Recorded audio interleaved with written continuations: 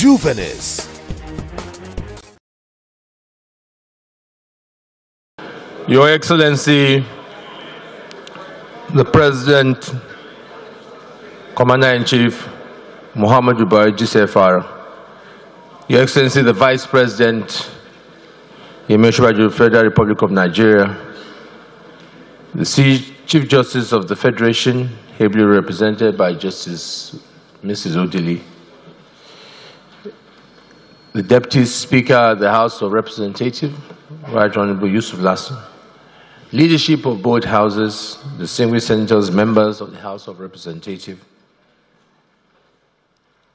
the chairman of the Governors Forum and our other executive governors here present, the APC national chairman and all members of the executive, the Secretary of Government, Boss Mustafa, the head of civil service of the Federation, honorable ministers here present, members of the diplomatic corps, the CNA and his deputy, the clerk of both House and the Senate, National Assembly, management staff, invited guests, gentlemen of the press, ladies and gentlemen.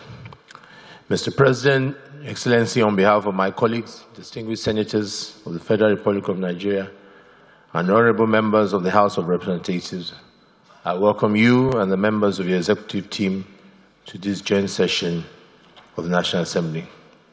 Excellency, it gives us great delight to see you here in person, rejuvenated. We are most grateful to Almighty God for your revived state of health in this period of national recovery, and we pray it continues. Let me use this opportunity to thank all those members of the National Assembly that put the country first and resisted the urge to play politics during the periods of the President's time away.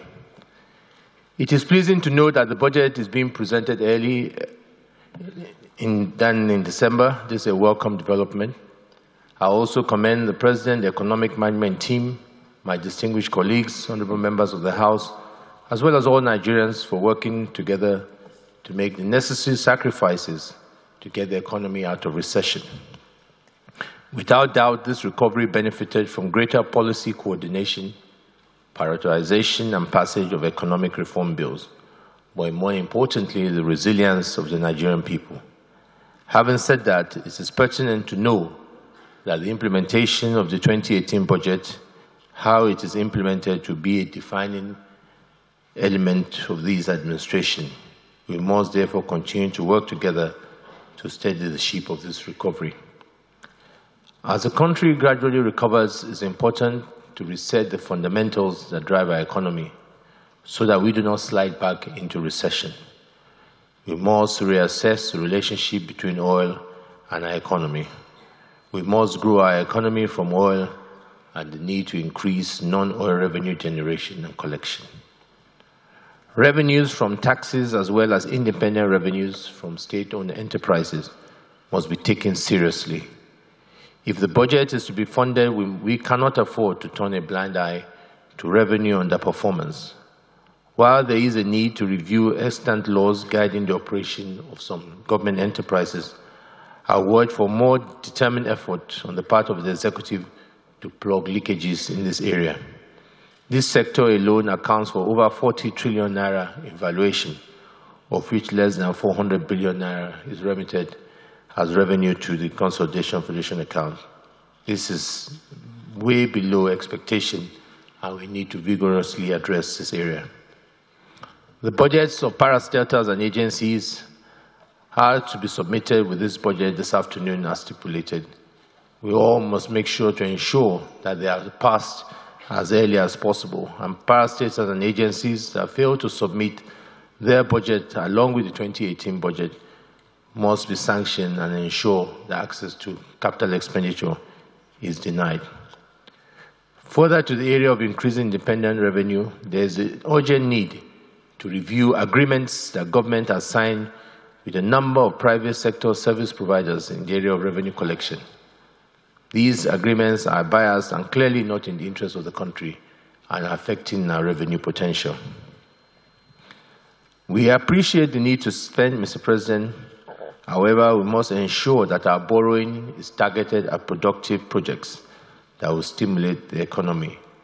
We must ensure real value for money projects funded by borrowing but ensure that these projects are not overpriced. To ensure consistency in government's economic programs and tax policies, we will be requiring the submission of the 2018 budget along with a finance bill that will clearly detail the imposition, alteration, or regulation of taxes. These will help a long way in putting financial proposals of government into effect. Looking around today, we see that many of our undergraduates are apprehensive about graduation day. Our National Youth Corps members are not looking forward to the end of service year for fear of being tagged unemployed. While I commend your current efforts at tackling unemployment, especially the youth through federal youth programs such as UWIN, NPower, and YES program, deliberate steps must be taken to make the 2018 budget a job-oriented one.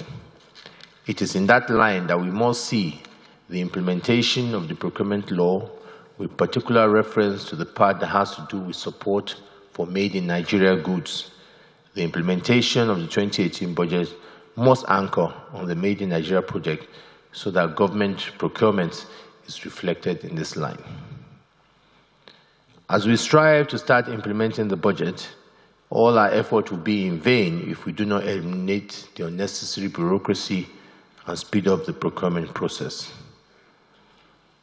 Also, government should continue to create the enabling environment for private sector businesses to thrive through its policies and spending priorities. As we pat ourselves on the back that Nigeria has made a quantum leap, going up 24 places in the World Bank Ease of Doing Business, we must not rest on our laurels.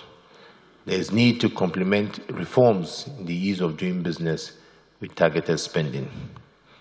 In this view, we must move beyond budgetary provisions to ensure adequate funding available for execution of projects. On our part, the 8th National Assembly is standing firm on its objective of expanding economic opportunities through economic reform bills that we have prioritized. Let me also now talk about mainstream social inclusion. Mr. President, each and every Nigerian wants to be part of the economic progress. We must never lose sight of the need for equity and balanced development across the entire spread of our country. Infrastructure development should be seen to be well distributed, create growth pools away from major city centers, and drive the regeneration of our rural areas. Agriculture, for instance, is meaningless without those that were engaged in the farming in the countryside. The current rate of rural to urban migration is alarming and unsustainable, congesting the cities and stretching resources to breaking point while undermining the economic viability of some states. People must be able to see a future for themselves in every corner of this country, not just in the big cities. And as such, Mr. President, as well as the big ticket projects like power, rail, trunk roads, also there are smaller projects in our different constituencies which impact on people's lives. We must do both. Both are necessary in order to ensure success of our promises to our people. It is important that I emphasize that the implementation of the budget of 2018 should no way dampen the enthusiasm for the implementation of the 2017 budget. As I close, Mr. President, I would like to advise and caution that there is no better time in this administration than now for a vigorous drive for a good working relationship between the executive and the legislature. The early passage of the 2018 budget will depend on this good working relationship. The passage of important executive bills that will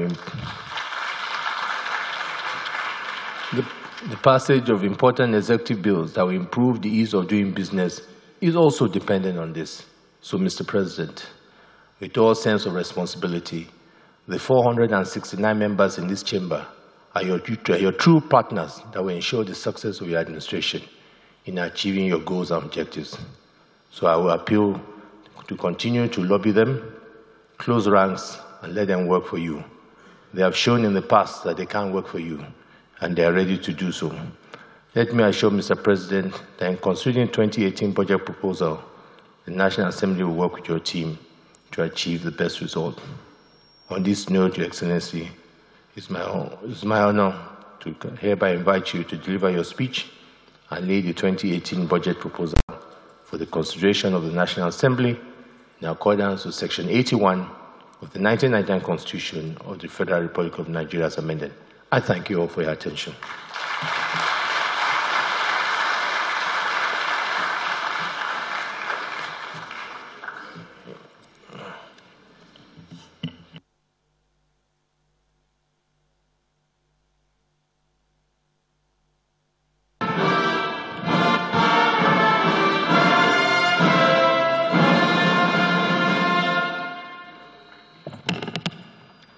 Your Excellency, the Vice President, Professor Yemi Oshibajo, the Senate President, Dr. Bukola Saraki, the Speaker, House of Representatives, Honorable Yakubu Dogara, the Chief Justice of the Federation, Justice Walter Oningwe,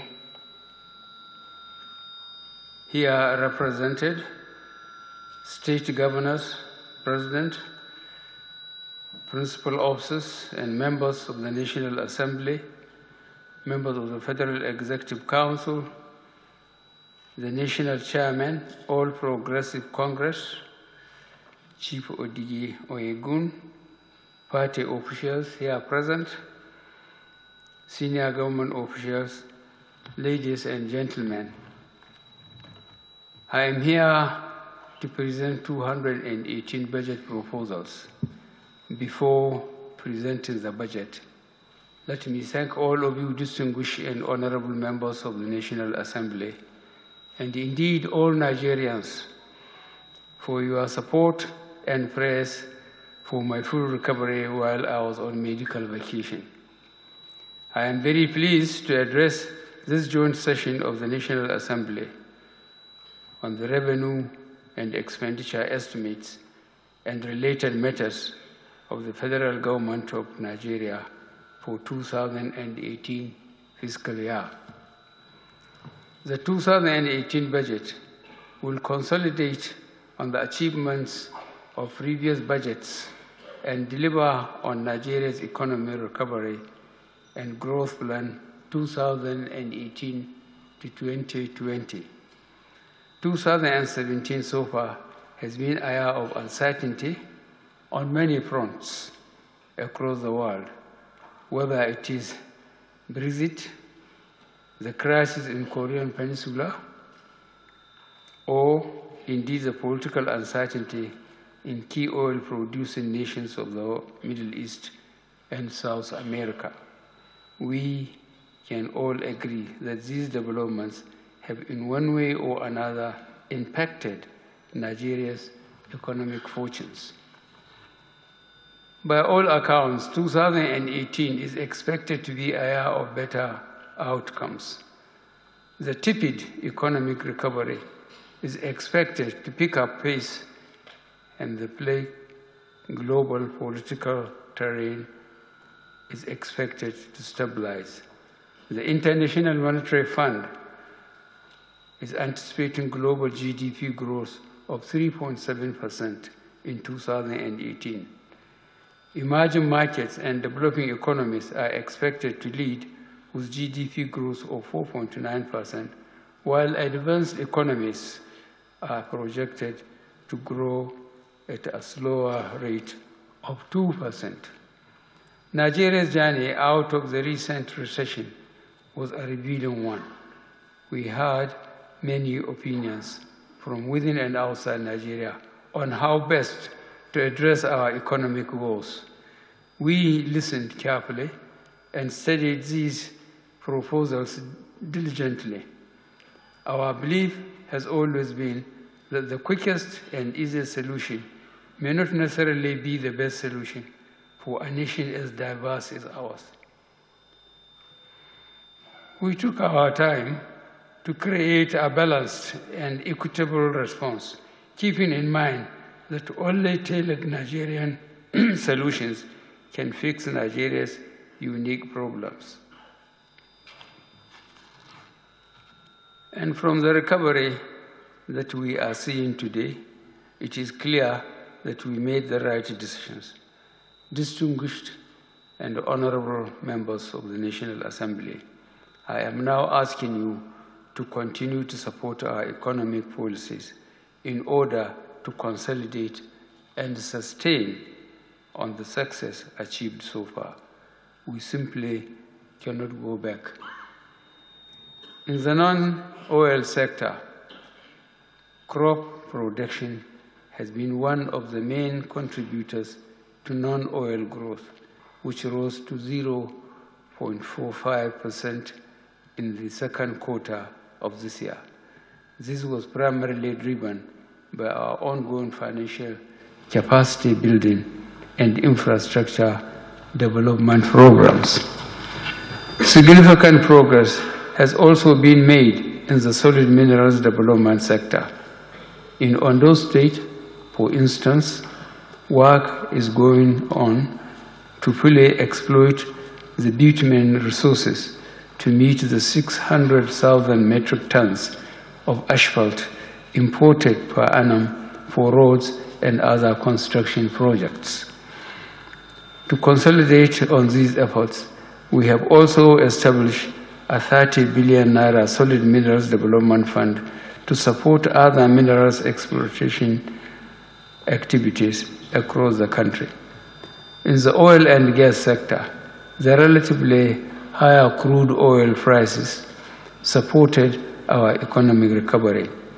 Our mutually beneficial engagement with oil-producing communities in the Niger Delta contributed immensely to the recovery in oil production experienced in recent months.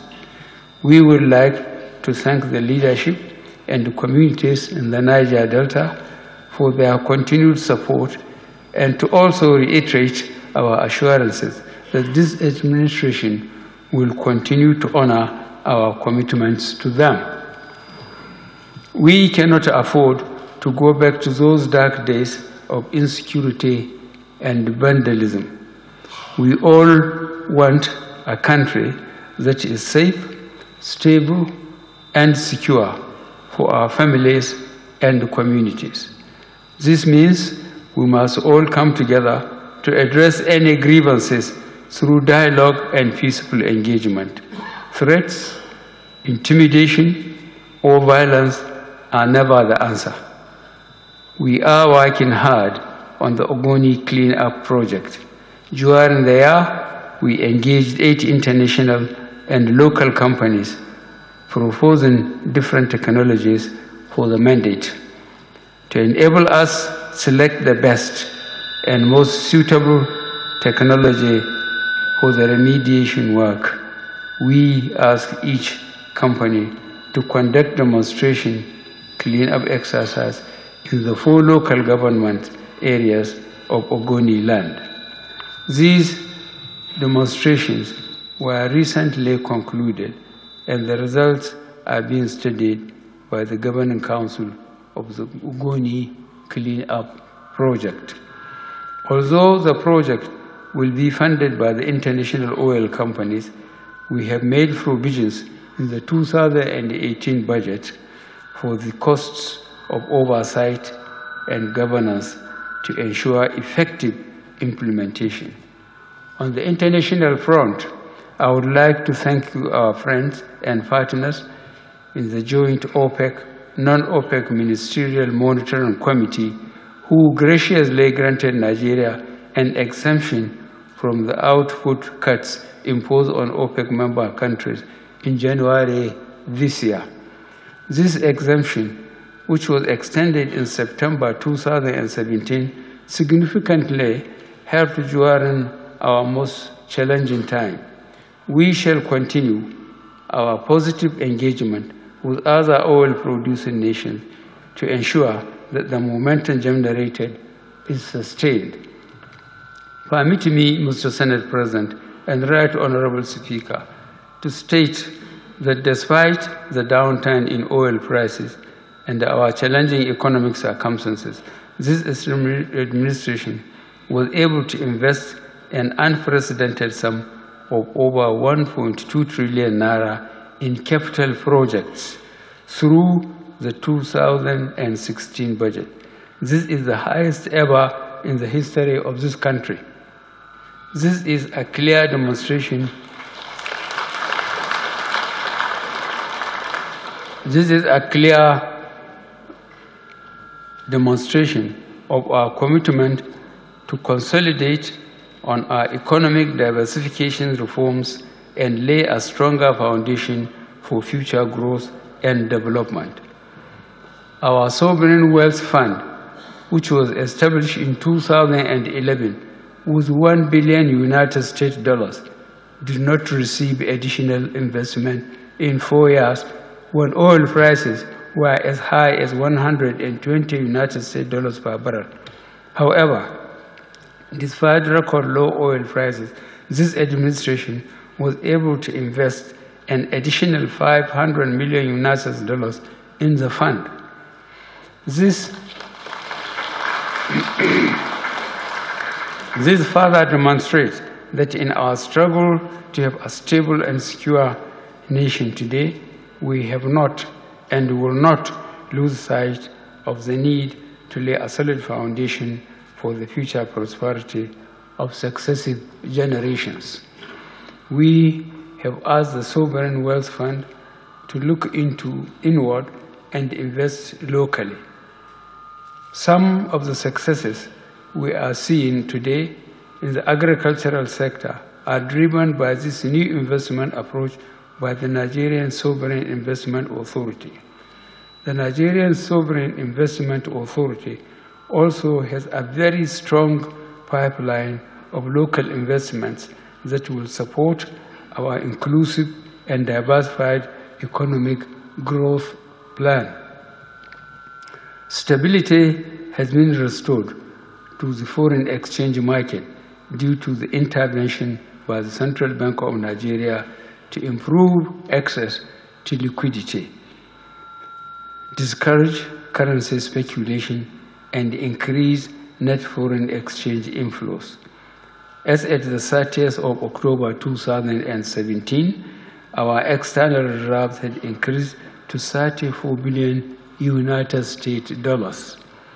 This stability has supported our efforts to provide the enabling environment and interventions needed to empower micro, small, and medium-sized enterprises, investors, manufacturers, and exporters to sustain and, in some cases, grow their operations. Indeed, by the second quarter of 2017, exports significantly outpaced imports, resulting in a trade surplus of 506.5 billion naira. One of the targets we set for gauging our progress in creating an enabling environment for business was to achieve a positive movement in the World Ease of Doing Business Index. You will recall Nigeria experienced a decade-long decline in their ranking in 2008. Nigeria was ranked 120th. By 2015, our situation had deteriorated to 169th of the 189 countries surveyed. Our very simple, logical, and user-friendly reform are reversing this trend. A recently released World Bank Business Ranking report announced that Nigeria has moved 24 places to 145th position in 2017.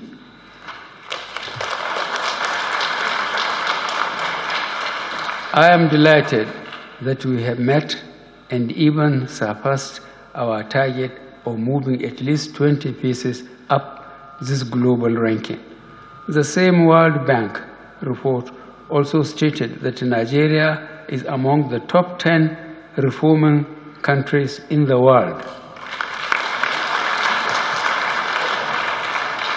To ensure these reforms are institutionalized, Executive Order Number 1 on the promotion of transparency and efficiency in the business environment was issued in May 2017.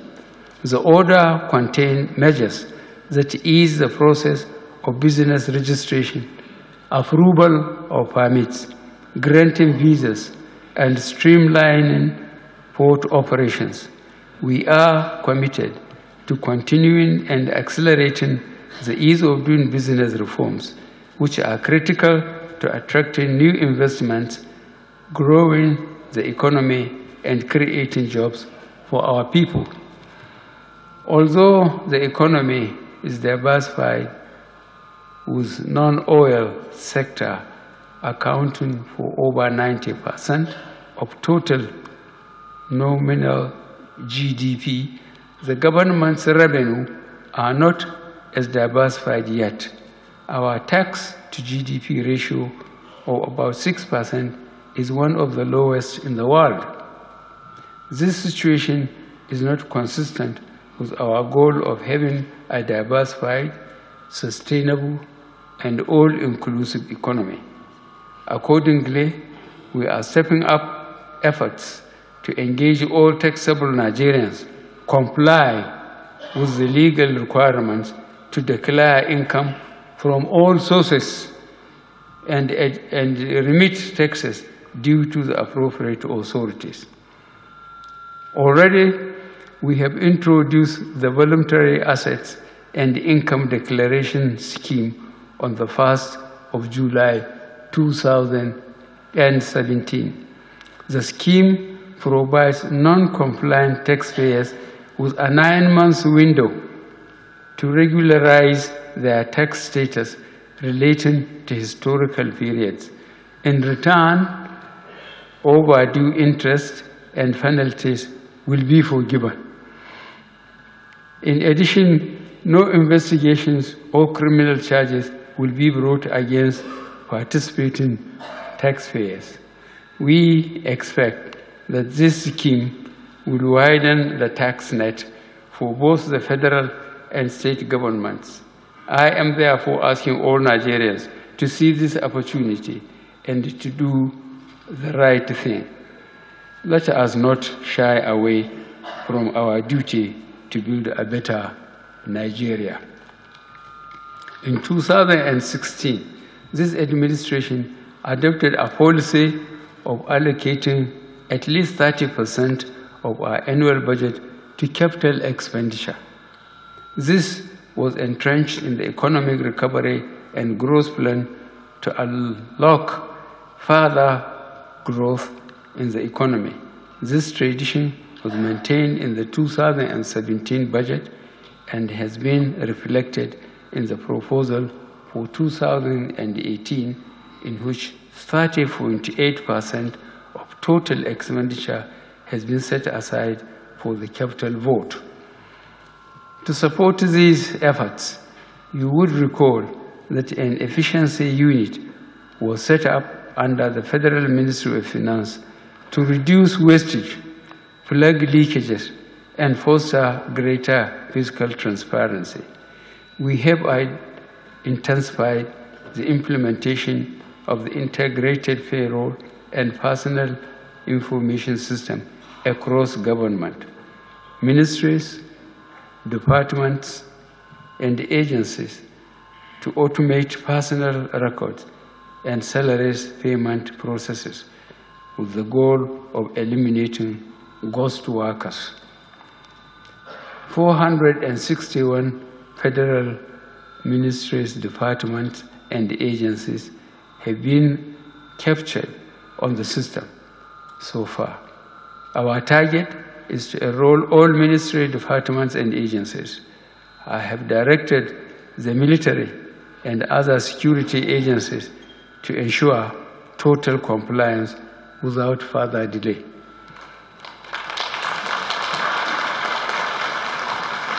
Mr. Senate President and the Right Honorable Speaker, we shall continue to develop our infrastructure across the country. Although a lot of progress has been made, the huge contractor liabilities we inherited have adversely impacted our infrastructure development timetable. Indeed, contractors owed trillions of naira once this administration came into office. In some areas, we have made payments so projects may be completed, while in others, we are reconciling the liabilities to identify and settle legitimate claims. As a responsible and accountable administration, we decided that cleaning this backlog was an important priority. For instance, at the outset of this administration in 2015, the Abuja Metro Rail project, which began in 2007, was only 50% completed. After 8 years, today, in just 18 months, we have pushed the project to 98% completion.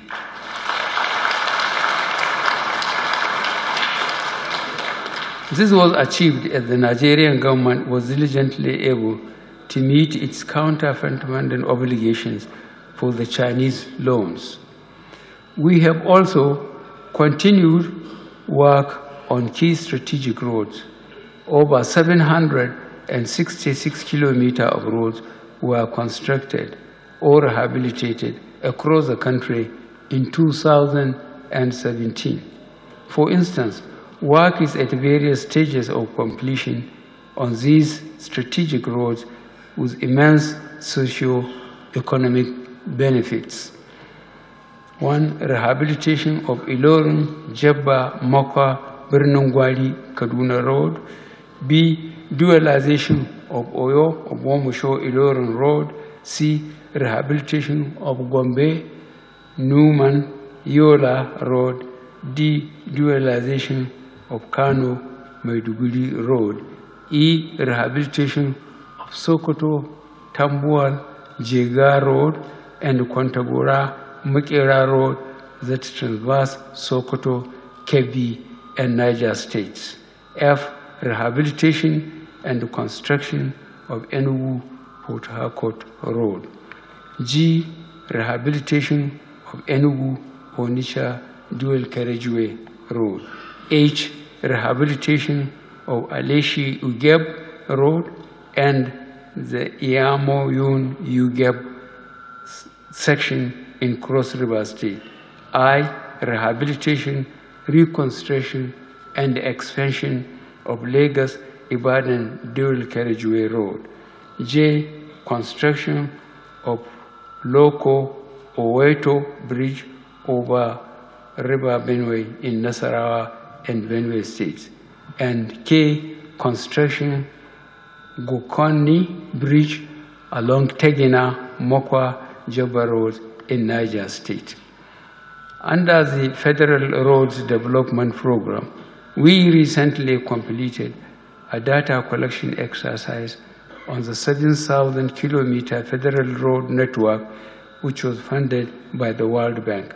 This information is enabling us to make informed decisions regarding the planning, budgeting, and management of the federal road network. Going forward, we will be working based on facts rather than subjectivity. Furthermore, we have also invested a lot of time and effort in identifying alternative means of funding new projects. For example, the recent 100 billion naira Sukuk financing will cater specifically for the development of 25 roads across the country. We also developed different structures that empower private investors to contribute to the development of roads of significant national importance. Already, we are seeing results. For example, the Boni-Bodo Road is being jointly funded by the federal government and Nigerian LNG Limited. This project was conceived decades ago, but it was abandoned. This administration restarted the project, and when completed, it will enable road transportation access for key communications in Niger Delta region, and B, the Apapa Wharf Toll Gate Road in Lagos State is also being constructed by private sector investors in exchange for tax credits. We thank you for commenting on our videos. Please keep commenting. If you've not subscribed to our YouTube channel, please do so for regular updates. Keep watching Juvenis and keep buying Juvenis. Juvenis is published bi-monthly by Buhari Communications Limited. For enquiries, event coverage or advert placement, call 0803 360 8271, 0805 787 1199, 0702 811 3638, or 0808 152 4499, or visit www.juvenis.buhari.net. Juvenis Magazine, inspiring the young at heart.